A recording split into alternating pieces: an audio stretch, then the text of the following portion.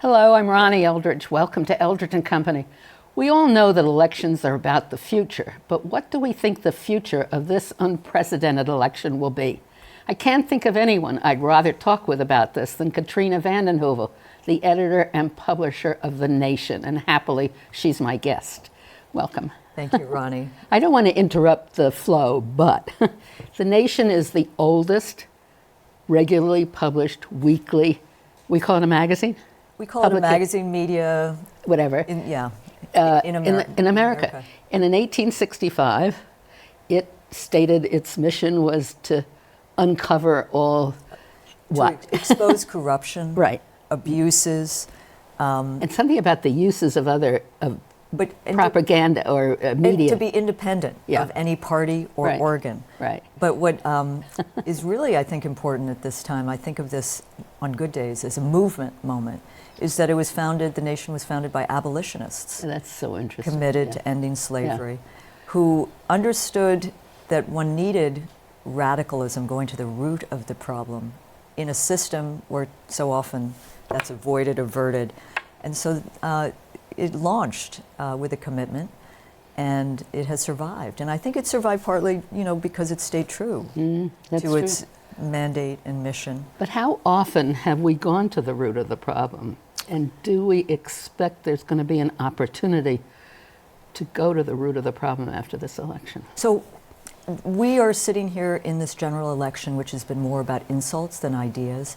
But I want to go back to, let's say, last summer. The Nation endorsed Bernie Sanders at the beginning of this year, and did so partly because we've covered Sanders for 30 years. And interesting. He understood this country needs a shaking up. I mean, this is a country which has a lot of greatness, but has extraordinary problems at the moment.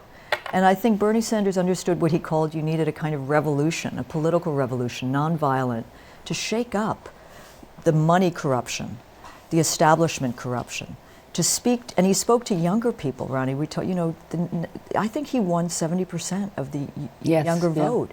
But in any case, he also put out ideas that are the best of this country's traditions. I mean, speaking toward a 15 minimum wage, speaking in a progressive, inclusive, populist way about debt-free higher education, about racial justice. And I think also opening the space and being responsive to the movements of this time. I mean, it's not the 1990s where you had, someone once called the Democratic, the DLC, you remember sort of the centrist Democrats?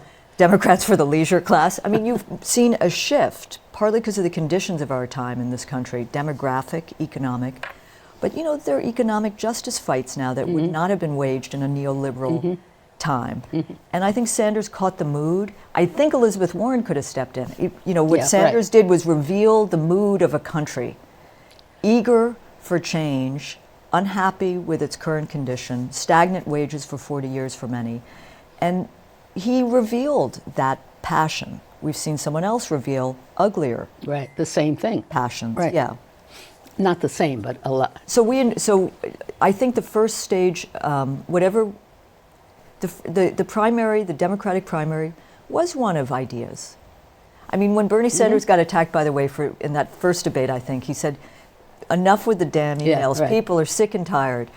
What people don't remember is that the next paragraph was the media too often gets caught up in this gotcha politics. And where is the attention to the hollowed out middle class, 47 million living in poverty, raising questions about are we a democracy or an oligarchy?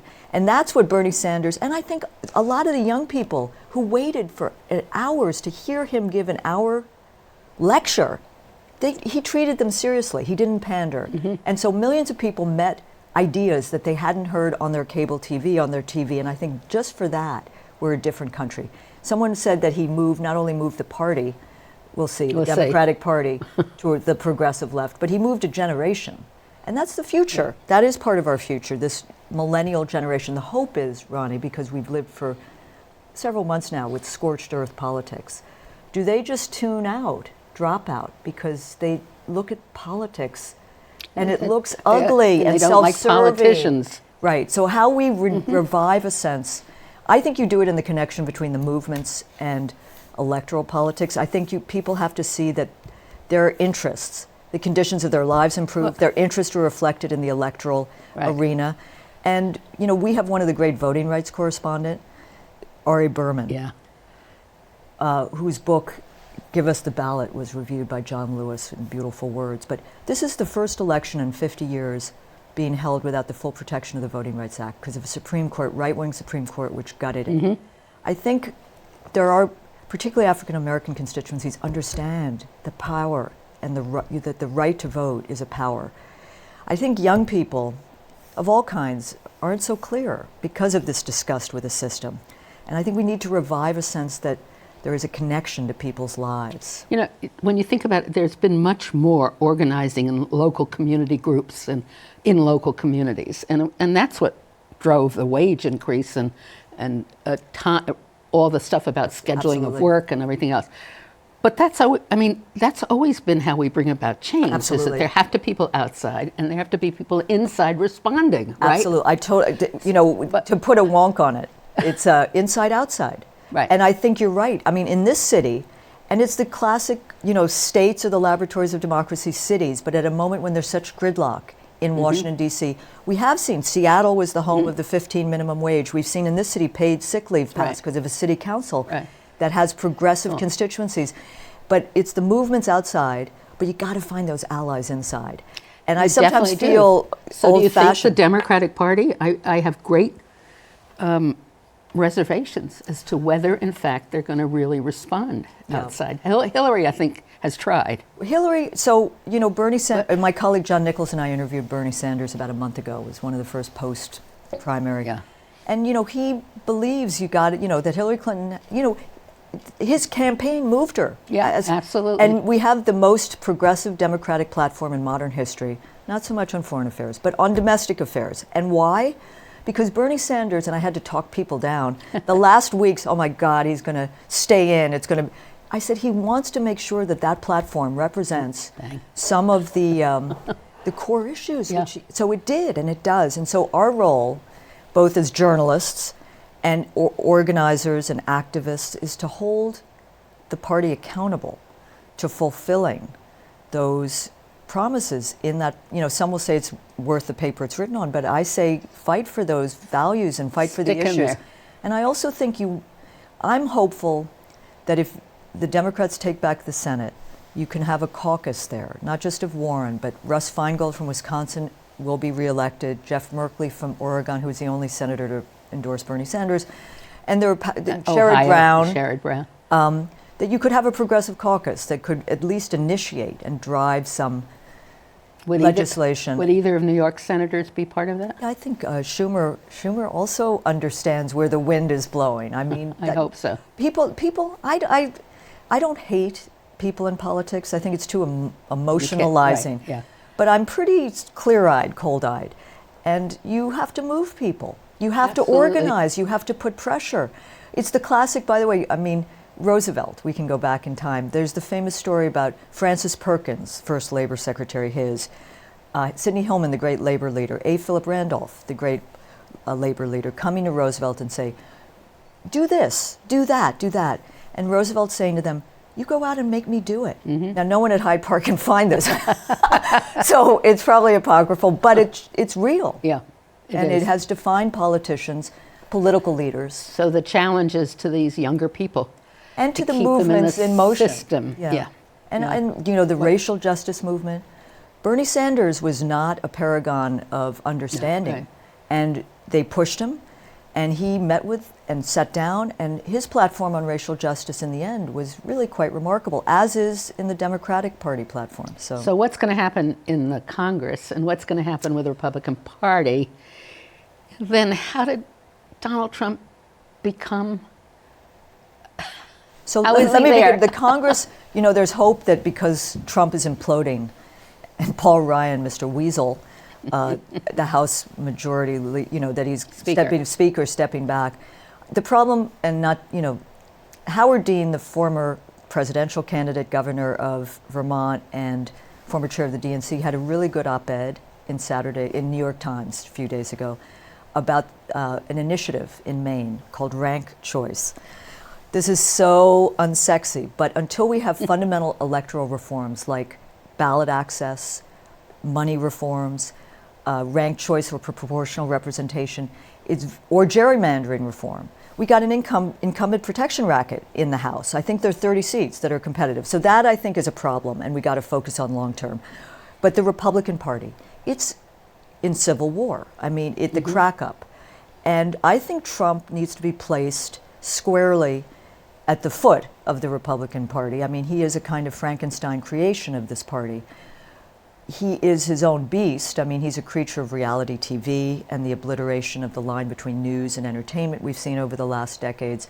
But he is also the product of a party which is trafficked in dog whistle racism, in bigotry, in extremism, in conspiracy theories, and he has taken that to the nth degree, normalized it.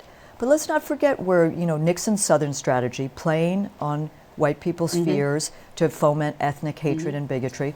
Ronald Reagan announced his candidacy in Philadelphia, Mississippi, the site of the killing of 3 civil rights workers, and talked states' rights. I mean, this is coded language which Donald Trump has now kind of embraced and blown out and made big and ugly. So I think, but it's also, Ronnie, you can't ignore the bigotry and the racism, but you also can't ignore that millions of people in this country feel left behind. Stagnant wages for 40 years, communities ravaged by big, broad economic changes, coal country. I mean, that's not the Democratic Party's fault, or it's a global economy that's shifting. And to me, one of the key questions for the future of the left, the progressive left, what I think a lot about is how do we deal with the forces of disruptive globalization, which has been a huge issue in this campaign? How do we deal with kind of populist nationalism? Make sure that there's a populism that is, inclusive. Troubling, isn't it, that it's worldwide? Worldwide, and the end of traditional work as we know it. This never really came up in the campaign, but we're witnessing the, automation. Change. Yeah, I mean, change. Yeah. And change is frightening for a lot of people. I don't sit in judgment.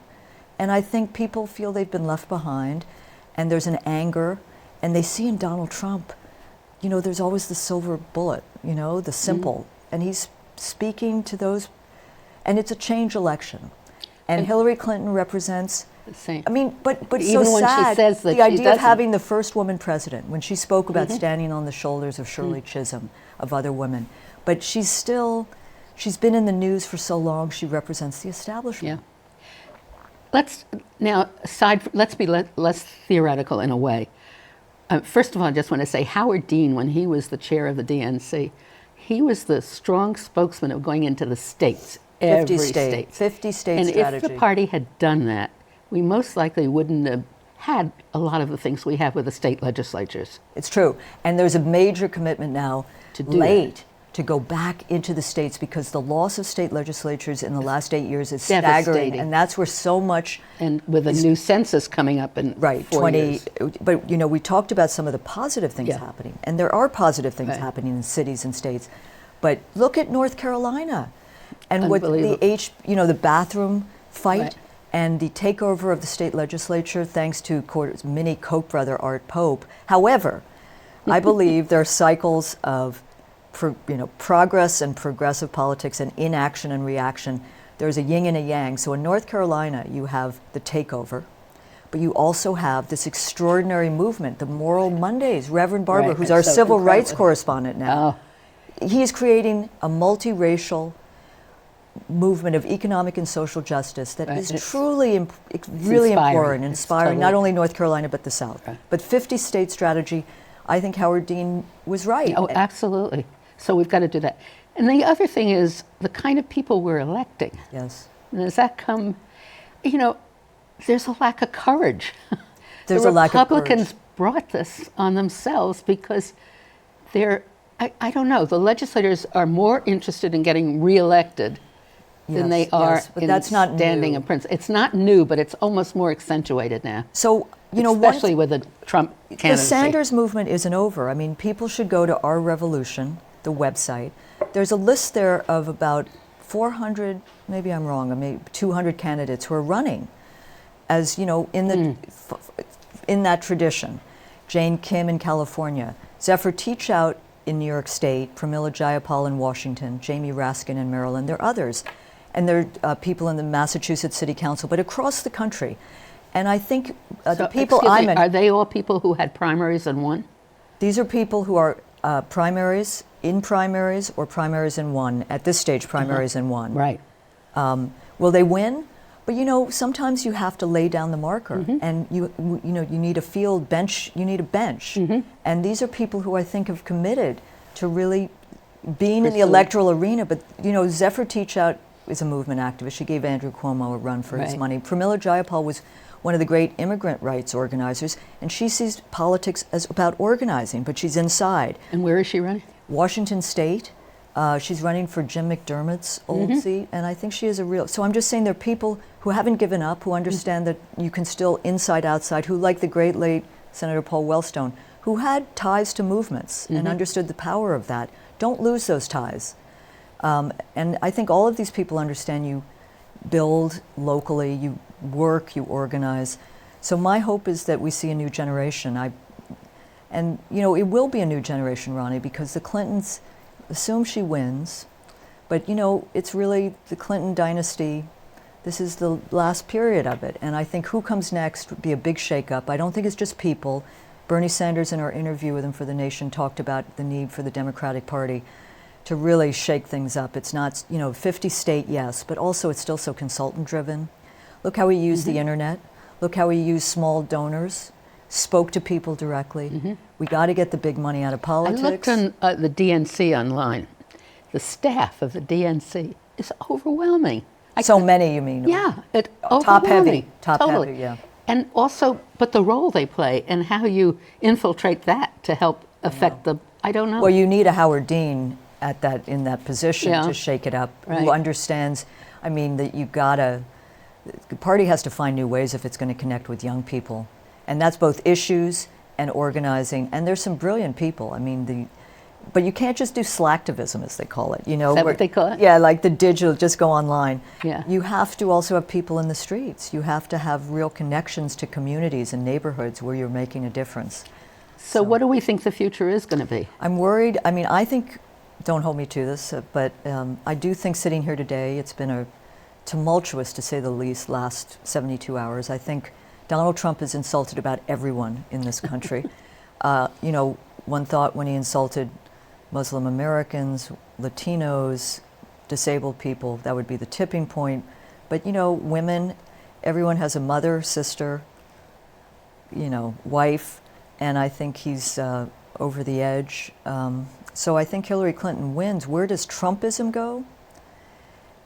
That is, I think, where a lot of attention could be. It's not going away unless there's... These polls change all the time, but yesterday I think the poll was 30-something% of voters, likely voters, are supporting Trump, down from the 40%. Yeah.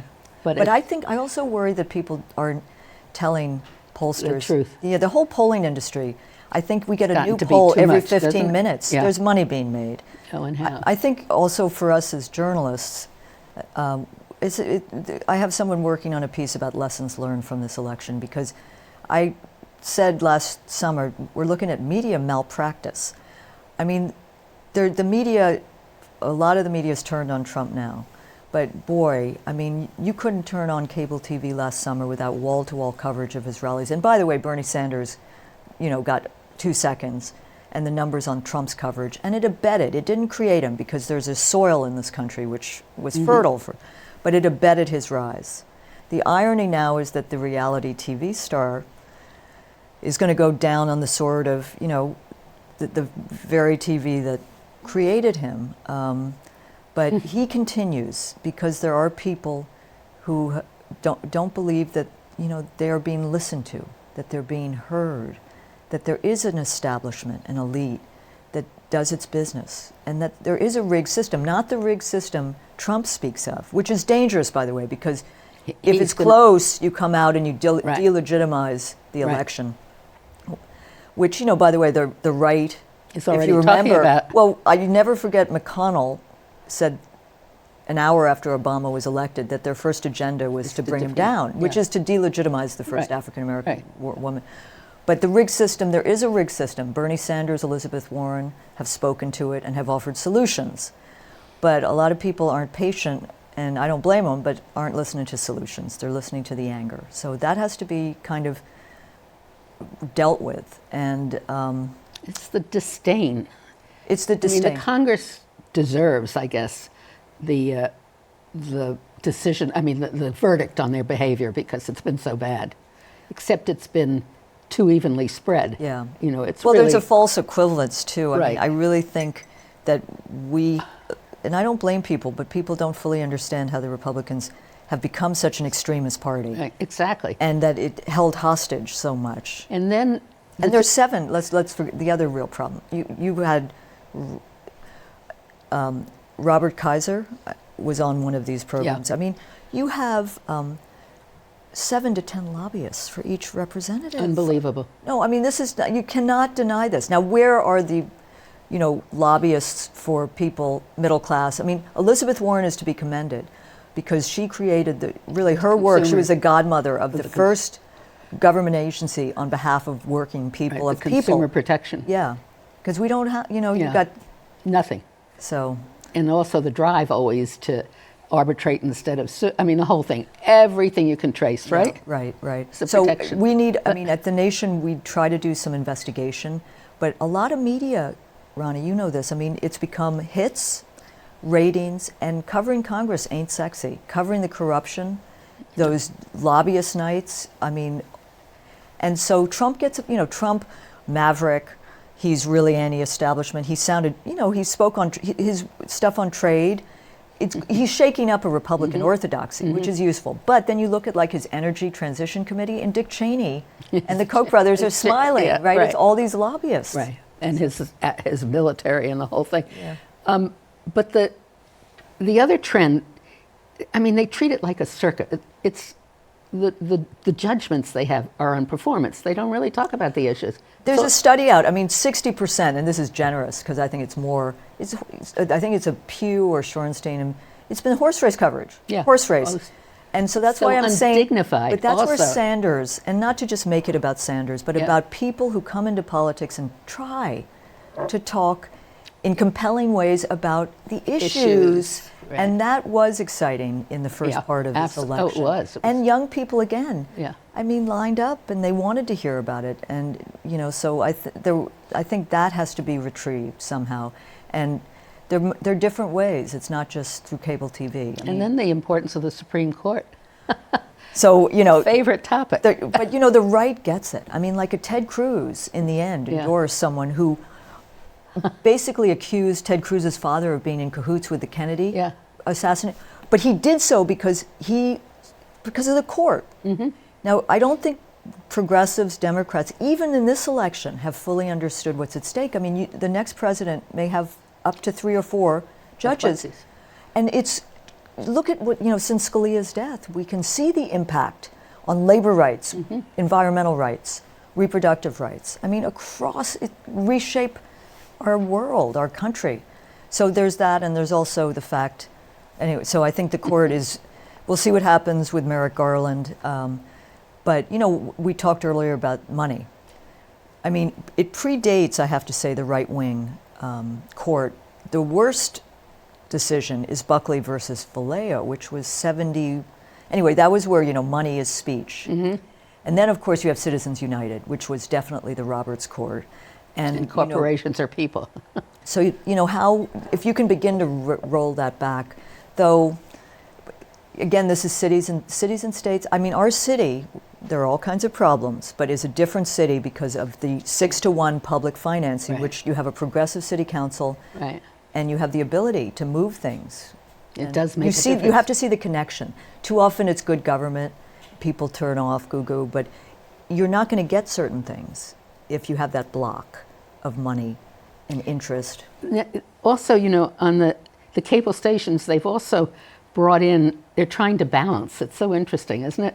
The Republicans that are now on MSNBC and But let me ask you, Ronnie, one thing.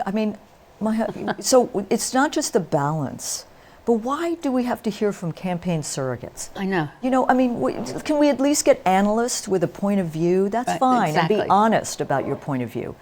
But it is the case we get the surrogates, so you're getting the talking points, and it depletes and degrades an already kind of debased.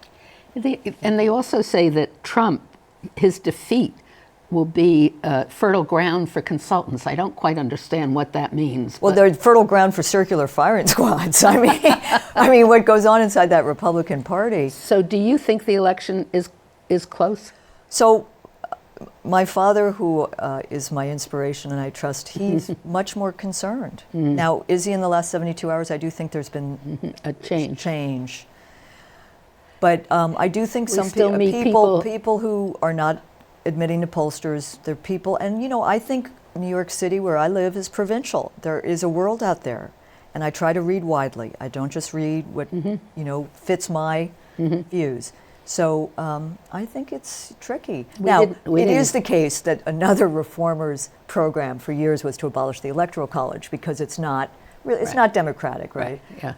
That I think is going to be put way on the back burner because you know. Hillary Clinton has a real path because of the Electoral College. I'd like to see every state matter. Every election, remember, 2 election cycles ago was 18 battleground states. Now it's 6. It's interesting, isn't it? So our vote doesn't matter? It's awful to be in New York and know that your vote really doesn't. I know. Yeah, it's very interesting. We've never talked about the animosity towards Hillary, and I'm sorry we didn't because it's so acute. Yeah, I mean, I think on so many levels she's a Rorschach. And I think there's an industry that's been built up around her. I mean, look at the bestseller lists. They're just filled with hate. I think, you know, she's someone who's been moved by the times. And she, my main concern about Hillary Clinton is her hawkish foreign policy and those instincts. And someone can say, well, she's first woman president. Right. But I think there are other ways of it's going to be more leading. like Margaret Thatcher than hopefully not. But that's incumbent upon us to take on. So I hope you'll come back after this election, and as we watch what happens, right? We can talk because that's going to be the most important thing. It will be. Yeah. It will be. Thank you so much, Katrina. Thank you.